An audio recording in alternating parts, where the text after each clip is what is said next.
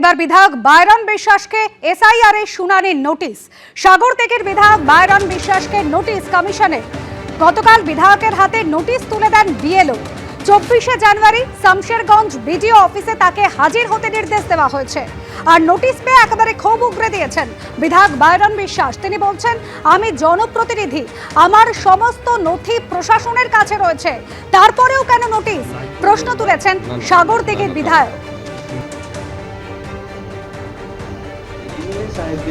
ছজনের বাবার নাম এক হলেই ডাকা হচ্ছে শুনানিতে। বায়রনরা 6 ভাই বোন, সেই কারণেই তলব করা হয়েছে, এমনই খবর আবার নির্বাচন কমিশন সূত্রে। আমি ধুলিয়ান 5 নম্বর মিউনিসিপ্যালিটি ওয়ার্ডের 19 নম্বর বুথের মানে ভোটার। আমার বাবা একটা বিশিষ্ট শিল্পপতি, জনসেবক ছিলেন আর কি।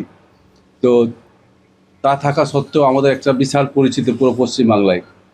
তো আমি একটা বিধায়ক হিসাবে যদি নোটিশ পেতে পারি, তো সাধারণ লোকের কী অবস্থা হবে? তো এটা বিজেপির সম্পূর্ণ চক্রান্ত। এই চক্রান্ত ওরা সাকসেস করতে চাইছে। আগেই ওদের একটা টার্গেট দিয়ে দিয়েছিল যে প্রায় 1.5 কোটি ভোটার বাদ যাবে। ওটা নিয়ে ওরাকে এটা সম্পূর্ণ ফিল আপ করার চেষ্টা করছে। এসআইআর শুনানিতে হেনস্থার অভিযোগ। মঙ্গলকোটে ফের উত্তেজনা ছড়ালো।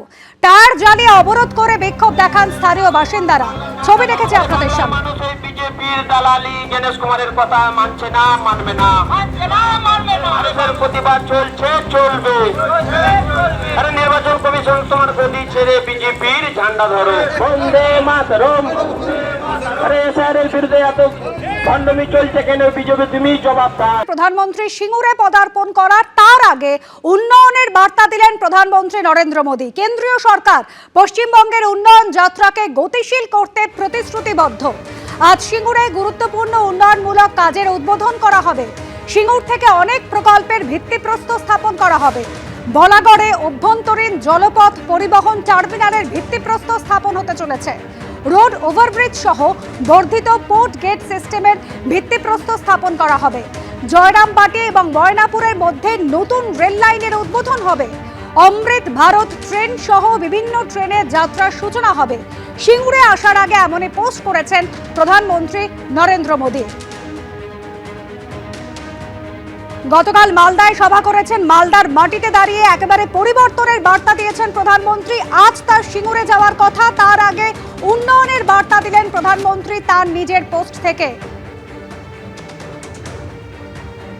এবিপি আনন্দ, এগিয়ে থাকে, এগিয়ে রাখে।